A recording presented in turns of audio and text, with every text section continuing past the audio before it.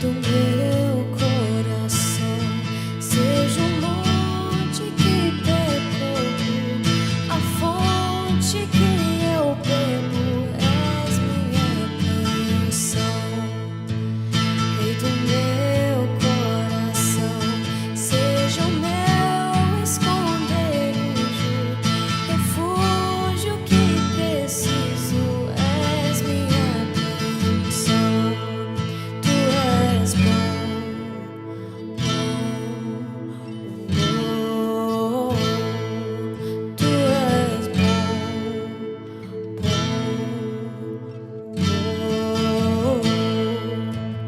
Rei do meu coração, seja o vento em minhas velas, a âncora no mar, és minha canção. Rei do meu coração, seja o fogo em minhas veias, o eco dos meus dias, és minha canção. Tu és bom, bom, uau. Tu és bom, bom, uau. Tu és bom, bom, uau. Tu és bom, bom, uau.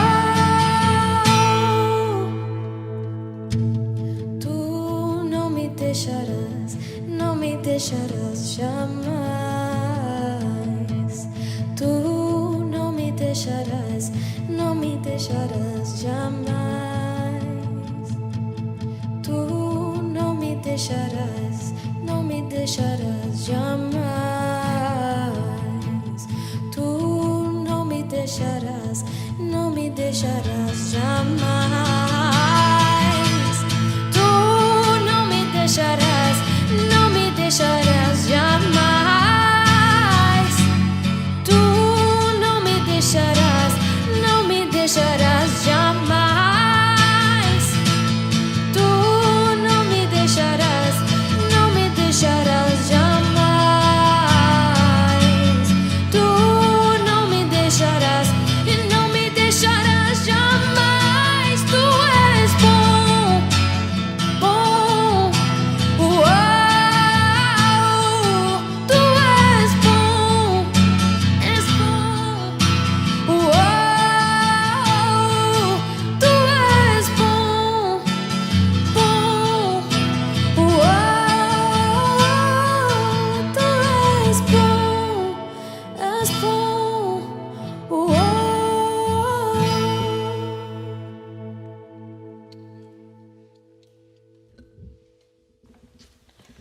Amém. Glória a Deus. Olá, pessoal. Tudo bem? Boa noite para quem está vendo ao vivo. Bom dia, boa tarde para quem está vendo depois. Uau, Deus é bom. Glória a Deus. Graça e paz. Vamos orar antes de começarmos o nosso estudo. Senhor, muito obrigado por esse dia, Pai. Obrigado pela vida dos irmãos que dispuseram do seu tempo para trabalhar na tua obra e louvar ao Senhor conosco. Eu peço que o Senhor fale através de mim com os teus irmãos, com os meus irmãos, aliás. Peço que o teu Santo Espírito me use e que o teu Santo Espírito prepare os corações para que a gente possa aprender mais de ti, aprender da tua palavra, Pai. Que o Senhor se sinta honrado em nome de Jesus. Amém. Queridos, estamos na semana de número 22 do nosso circuito bíblico. Estamos quase terminando já. E nessa semana, a semana começa com o texto de Marcos capítulo 1, chamado lá no circuito bíblico de o Santo de Deus, né? Jesus como o Santo de Deus. E eu quero meditar com vocês nesse capítulo 1 de Marcos. E partindo dele, vamos tratar de algumas outras coisas. Hoje eu vou ler bastante texto bíblico, então eu vou dar a referência e já vou começar a ler, e aí você pausa aí se você quiser, né? Você pausa e aí você corre para abrir a sua Bíblia para a gente ler junto, tá bom? Eu vou pegar hoje, eu vou fazer como um cientista faz. Eu vou ficar observando o que Jesus fez e aí vou falar do ponto de vista de um discípulo. Vou ficar observando o que o mestre fez e vou falar para vocês o que ele fez aqui ao longo de alguns textos bíblicos. Ó, Marcos 1, que é o texto da nossa semana, diz assim no verso 23. Justo naquele momento, na sinagoga, um homem possesso de um espírito imundo gritou: O que queres conosco, Jesus de Nazaré? Vieste para nos destruir? Sei quem tu és, o Santo de Deus. Cale-se e saia dele, repreendeu Jesus. O espírito imundo sacudiu o homem violentamente e saiu dele, gritando. Todos ficaram tão admirados que perguntavam uns aos outros: O que é isto? Um novo ensino e com autoridade. Até aos espíritos imundos ele dá ordens e eles lhes obedecem. Lhe obedecem. Jesus estava na sinagoga, interessante, né? Jesus estava dentro do ambiente religioso, manifestou o demônio em uma pessoa e o demônio chamou Jesus de o Santo de Deus. Depois, no verso 32, no mesmo capítulo, por isso que me chamou a atenção. Depois, no verso 32, diz assim: Ao anoitecer, depois do pôr do sol, um outro dia já isso, o povo levou a Jesus todos os doentes e os endemoniados. Toda a cidade se reuniu à porta da casa e Jesus curou muitos que sofriam de várias doenças, não todos, mas curou muitos. Também expulsou muitos demônios. Não permitia, porém, que estes, os demônios, falassem, porque sabiam quem ele era. Os demônios sabiam quem Jesus era. Aí no mesmo capítulo, Marcos de novo vai falar no verso 39, em um outro dia da vida de Jesus, que Marcos está relatando. Marcos diz assim, verso 39, capítulo 1. Então ele percorreu toda a Galiléia, pregando nas sinagogas e expulsando os demônios. Aí eu parei para ler o circuito bíblico, capítulo 1 de Marcos, estou lá tranquilo, e aí, durante boa parte do relato do capítulo, Marcos fala de Jesus expulsando demônios. E é sobre isso que eu queria falar com vocês hoje, o Santo de Deus, Jesus, o Santo de Deus. E eu queria tratar desse tema que é um tema um pouco obscuro, que é a batalha espiritual. Existe uma batalha espiritual e eu gostaria de ver na Bíblia como essa batalha acontece. Não basear em minhas experiências ou em experiências de irmãos da internet, mas basear na doutrina bíblica. Ó, vamos pensar o que aconteceu. Deus deu o direito do mundo a Adão. Adão, quando pecou, entregou esse direito do mundo na mão do inimigo. Por isso a morte entrou. Num lugar que só tinha vida, entrou a morte. Depois, mais à frente, o texto bíblico diz que o mundo jaz no maligno. Então o mundo está morto e enterrado, porque jaz é enterrado, jaz no maligno. Depois, um outro texto bíblico diz que o diabo, ou o maligno, é o príncipe deste mundo, onde nós estamos vivendo. Aí pensa, Deus criou toda essa beleza, colocou o homem lá no Éden, e o homem entregou o direito do que era de Deus ao diabo. Era, entre aspas, continua sendo, né? Que Deus só emprestou o direito a Adão. Ó, toma conta aí da terra, dá nome para os bichos.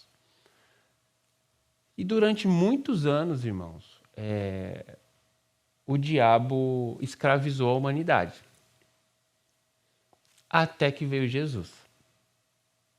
Jesus nasce, o diabo começa a perseguir aquele bebê. O diabo não é onisciente, ele não sabe de tudo, então ele precisa perceber o que está acontecendo. Ele começa a perseguir aquela criança através de Herodes, através de várias outras pessoas, personagens bíblicos. Mas ele, pela graça de Deus, não consegue atingir aquela criança cresce. Até que essa criança se torna um homem e é o quê? Batizado. Quando Jesus é batizado no Jordão, a Bíblia diz que vem sobre Jesus o Espírito de Deus. Aquele momento para frente, Deus passa a habitar na terra. Vem o Espírito de Deus sobre Jesus. E a primeira coisa que acontece após esse momento é Jesus ir para o deserto. O próprio Deus leva Jesus para o deserto. Por quê? Porque Deus tem como que se diz? Deus tem contas a resolver com o diabo. E Deus leva Jesus para o deserto para Jesus enfrentar quem? O diabo. Quando Jesus passa lá 40 dias e ele é tentado e tem as 3 tentações que a gente conhece, e aí Jesus vence todas as tentações e o diabo tenta Jesus com a palavra, a própria palavra de Deus, assim que o diabo também tenta os crentes, usando a própria palavra de Deus, porque ele conhece mais a palavra de Deus que muitos crentes, mas ele não conhece mais do que Jesus. Então ele tentou Jesus e Jesus rebateu na palavra. Depois ele tenta Jesus entregando o que ele tem. Se você me adorar, eu te dou todo o poder do mundo. Porque, afinal de contas, Adão entregou na mão dele. Jesus também não sucumbe a isso. E Jesus vence o diabo. Jesus vence o diabo, irmãos. E quando ele sai do deserto, ele sai, Marcos capítulo 1. Ele sai expulsando todos os demônios que ele encontra pela frente. Porque ele acabou de vencer o diabo no deserto. Olha como tem um sentido lógico. Daí para frente, porque é quando começa o ministério, qual é a mensagem de Jesus? É chegado a vós o reino dos céus. É chegado a vós o reino de Deus. Uau! Então agora chegou uma nova realidade. Em Jesus começou uma nova realidade. Por isso Jesus é o marco na história da criação. Por isso até os anjos estavam esperando Jesus se manifestar. Deus se manifestar em Jesus.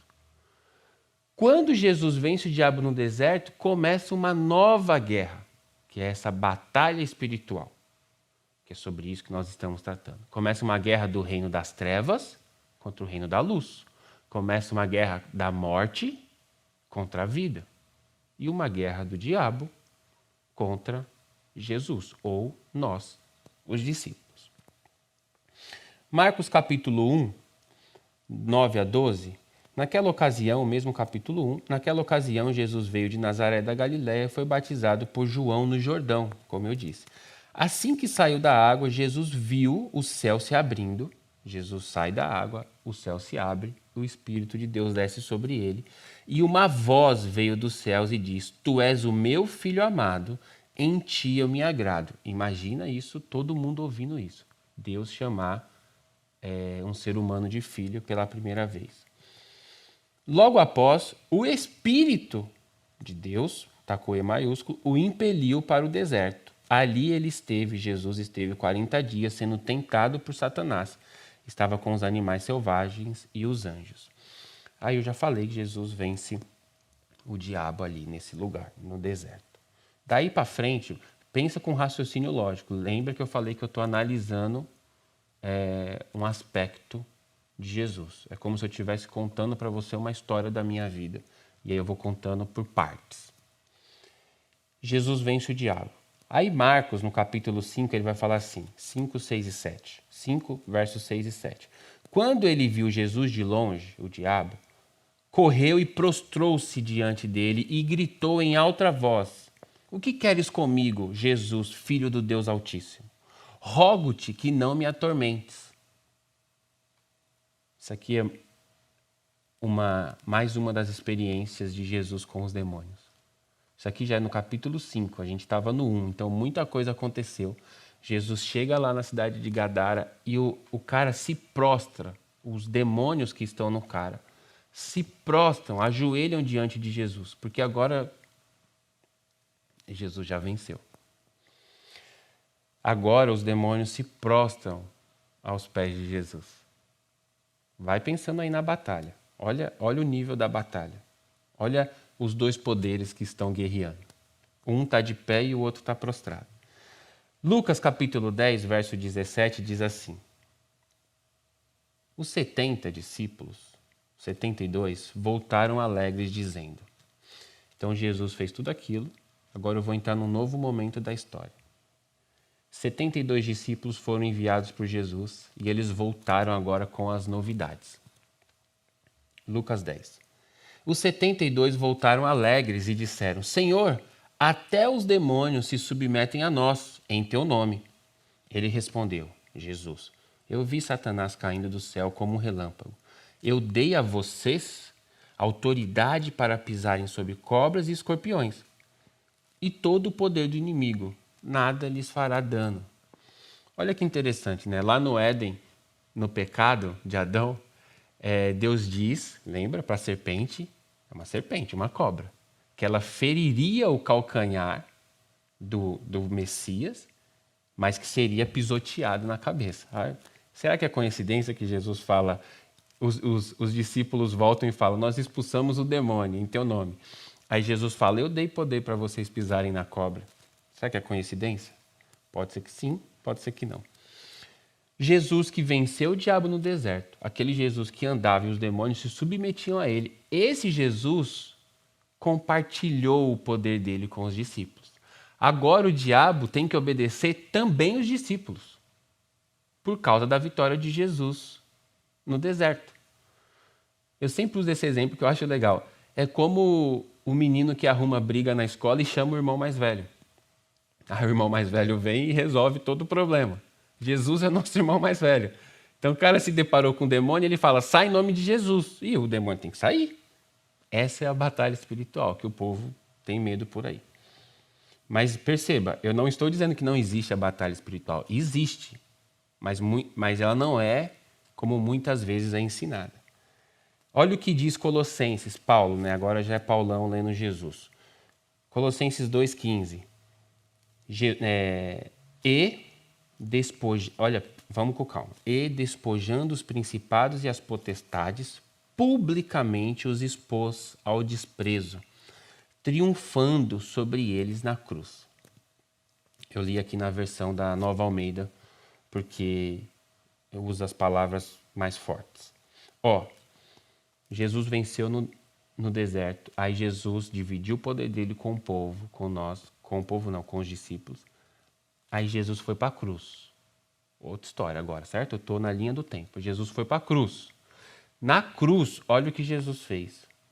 Ele despojou. O que é despojar? Quando você vence, são dois exércitos que estão guerreando. O exército que vence pega todos os bens do exército inimigo. Despoja. Pega o despojo de guerra. O que o diabo tinha, irmãos? O mundo, a sociedade e os homens. O que Jesus fez na cruz? Despojou o diabo. Pegou para ele. Despojando os principados e as potestades, nomes para forças espirituais. E publicamente os expôs ao desprezo, triunfando na cruz. Ele não só venceu, ele triunfou. Então, no deserto ele venceu. Na cruz ele triunfou. Ele, além de ter pegado o que Adão entregou para o diabo, ele, além de ter pego de volta, ele expôs o diabo publicamente. O que acontece aqui, é interessante isso, é porque a gente já está em 2020, a gente já tem a Bíblia toda pronta. Ninguém conhecia o diabo, irmãos. A humanidade não sabia contra o que lutar. A humanidade não tinha o conhecimento do bem e do mal, claro, mas não sabia. Tanto que quando Jesus expulsa um demônio, os judeus fazem assim, uau, que novo ensino é esse? Que autoridade é essa? Então, na cruz, Jesus expôs o diabo. Como? Ele expôs que o cara é um derrotado. Ele expôs, ele mostrou para todo mundo. Não tem como guerrear, não tem como ter uma batalha de forças entre um cara que triunfou sobre outro. Na cruz, Jesus expôs o diabo publicamente. Depois da cruz, o que acontece? Jesus ressuscita. Mateus 28:18 diz assim: E chegando-se Jesus, falou-lhes dizendo... Jesus agora morreu, 3 dias, ressuscitou. Agora ele está conversando com os discípulos. E ele diz assim: é-me dado todo o poder no céu e na terra. Portanto, ide, fazei discípulos. Aí no texto de Marcos, que é o mesmo texto, é o mesmo acontecimento, e na leitura de Marcos ele fala assim: ide por todo mundo, pregai o evangelho a toda criatura, curai os enfermos, expulsai os demônios. Por quê? Porque eu, Jesus ressurreto, tenho todo o poder. no céu e na terra. Então, quem manda no céu? Jesus. Deus quis que fosse assim. Quem manda na terra? Jesus. E Jesus fez o que com todo esse poder que ele tem? Compartilhou com os discípulos. Portanto, ou seja, já que eu sou o Todo-Poderoso, portanto, por causa disso, vão e façam discípulos. As portas do inferno não prevalecerão contra a igreja. Então está lá o diabo e o sistema dele, governando o mundo. E a igreja entra nesse lugar por causa do portanto, por causa do poder de Jesus. A igreja entra nessa batalha e despoja, tira as pessoas do inferno. Por quê? Porque nós estamos no time dos vencedores. Atos, capítulo 26, quando Jesus aparece para Paulo, aí Paulo vai dizer qual foi a experiência dele. Quando Jesus aparece para Paulo, não. Paulo está relatando a experiência dele. Jesus falando no Atos 26, 17. Eu o livrarei do seu próprio povo e dos gentios, aos quais eu o envio. Jesus está enviando Paulo aos gentios, que somos nós, para abrir-lhes os olhos e convertê-los das trevas para a luz, do poder de Satanás. Então tem um poder, mas um poder de influência, do poder de Satanás para Deus, a fim de que recebam o perdão dos pecados. E aí continua. Então, existem dois reinos. Ainda hoje existem duas realidades. Deus levantou Paulo, segundo esse texto, para tirar o povo das trevas e trazer para a luz. Deus levantou a igreja para tirar o povo das trevas e trazer para a luz. Essa é a nossa batalha.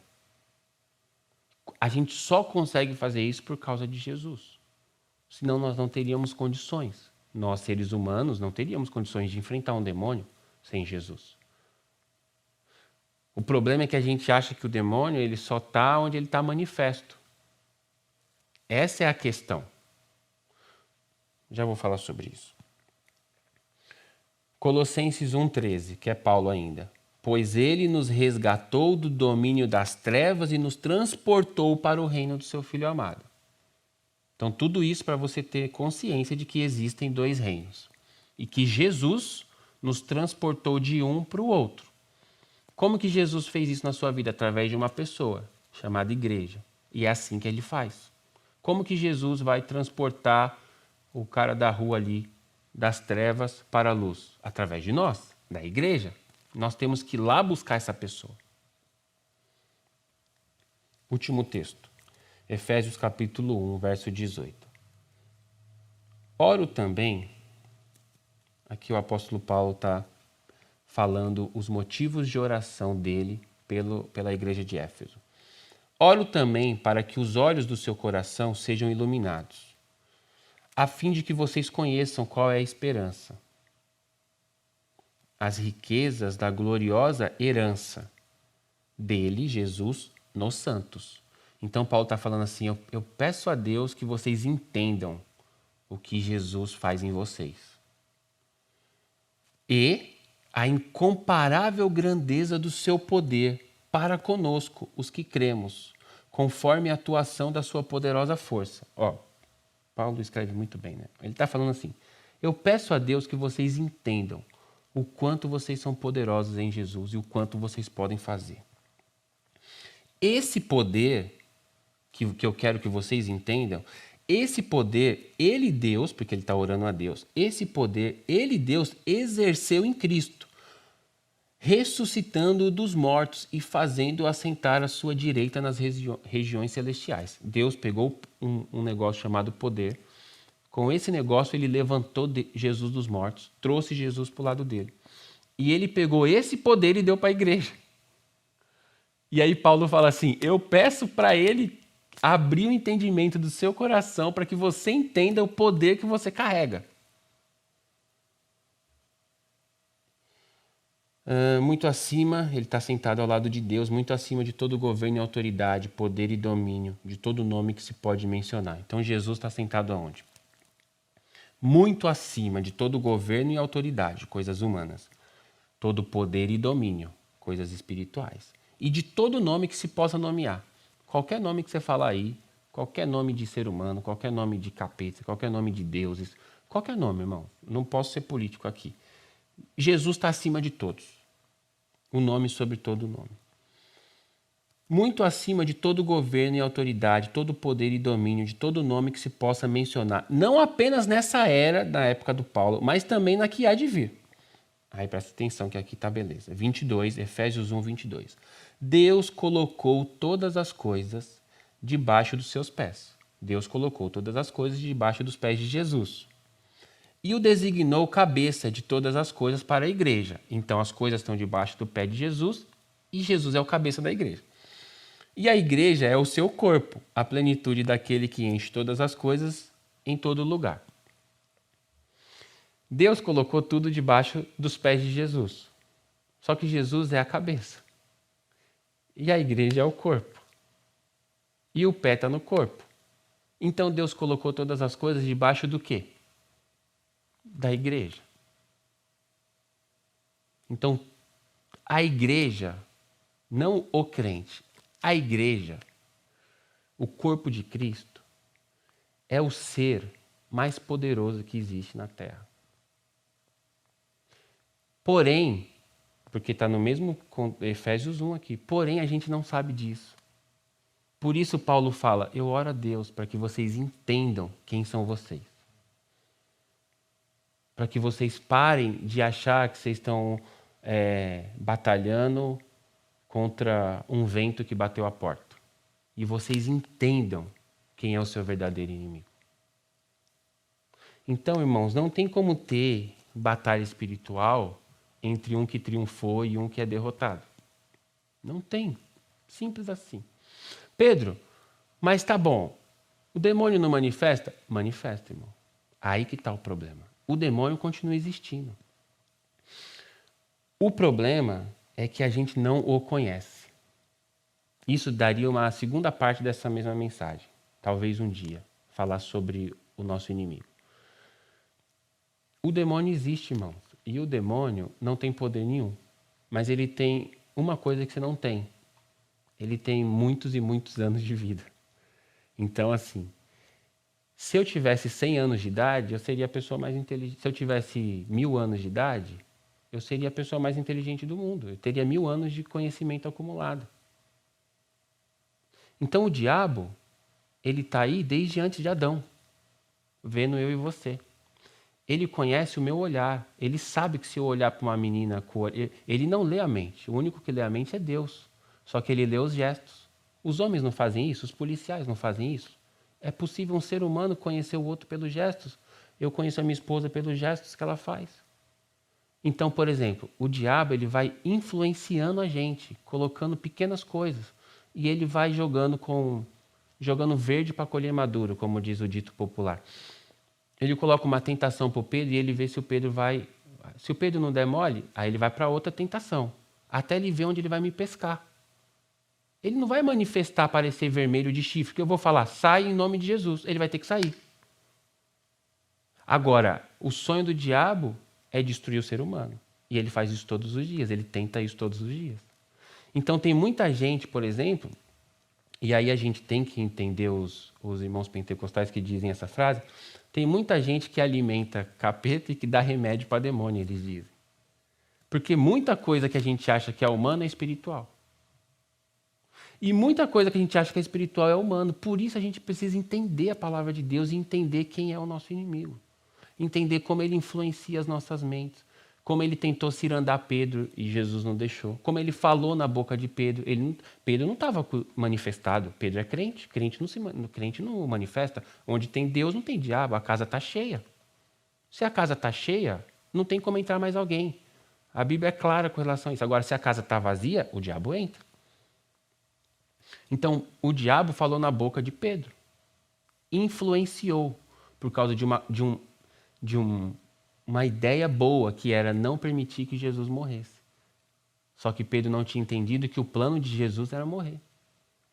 Então, muitas vezes, o diabo usa as nossas boas intenções.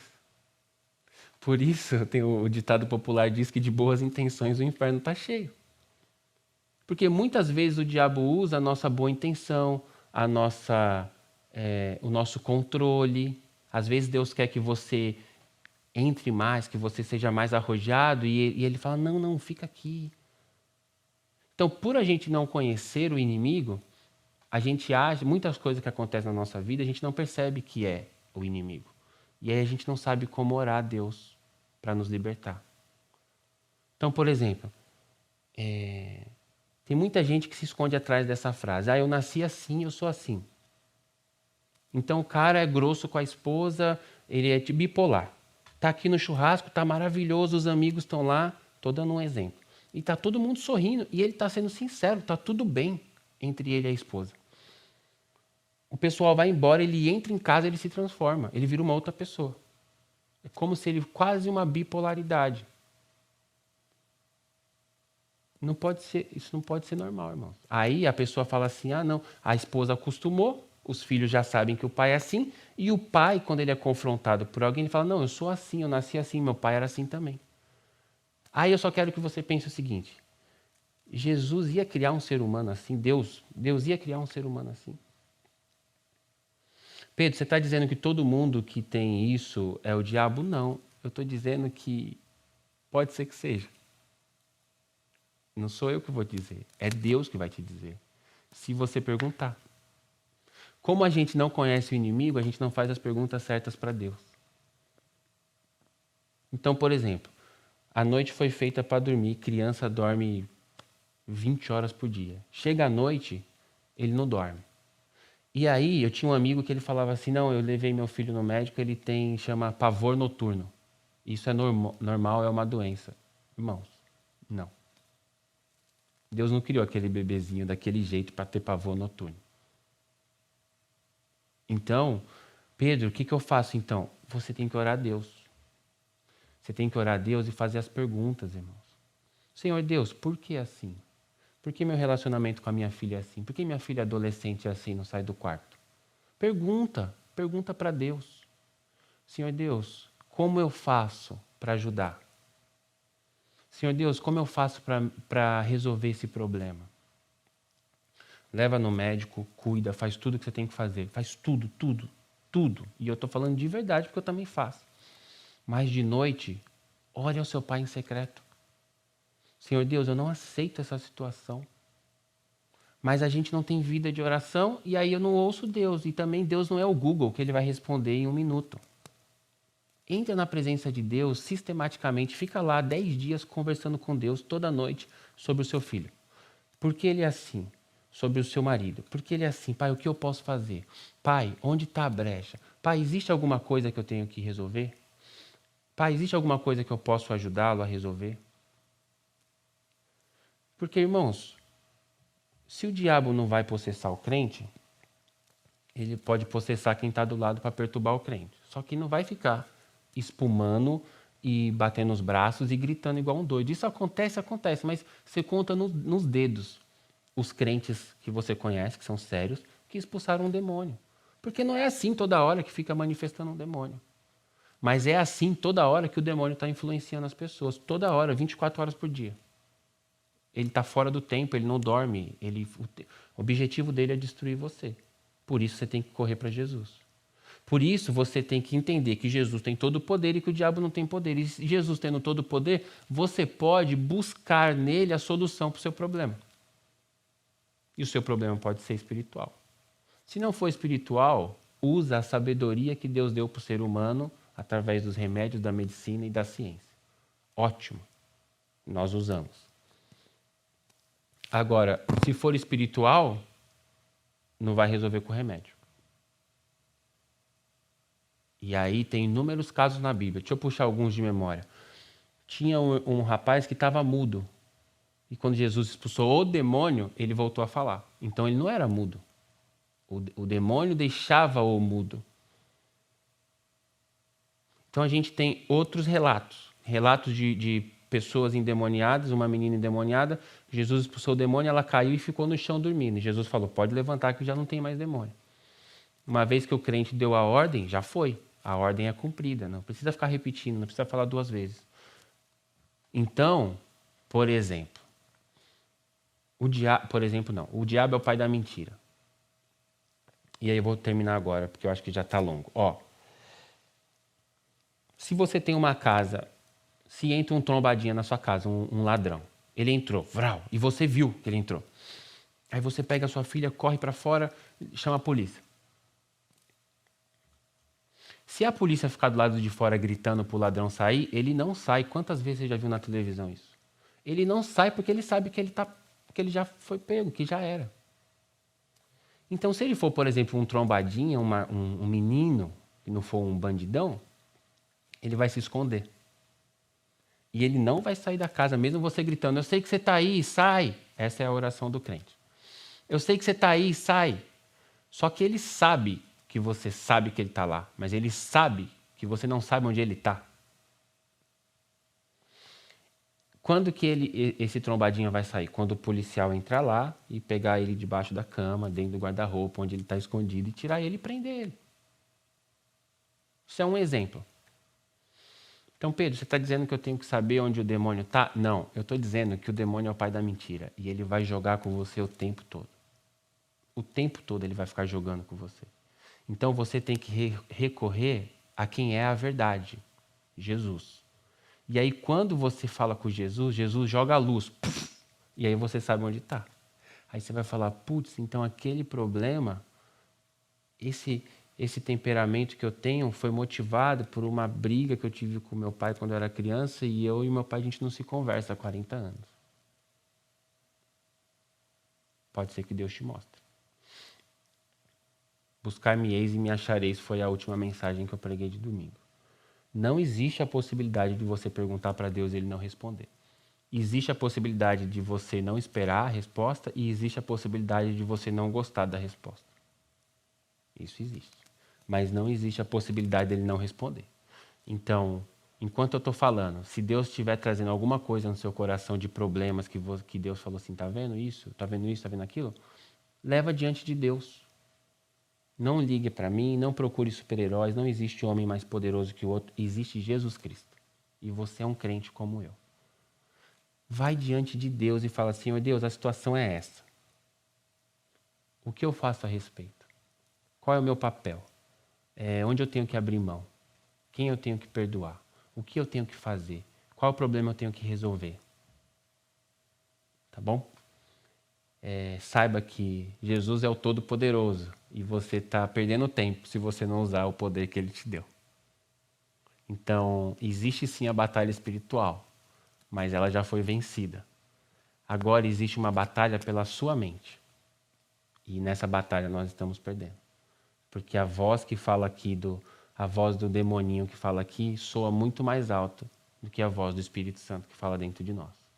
Vide as nossas queixas e a maneira que a gente vive. Então, vistam-se da armadura de Deus, proteja a vossa mente. Proteja a vossa mente. A gente come por aqui, pelos olhos, e a gente come por aqui, pelo ouvido.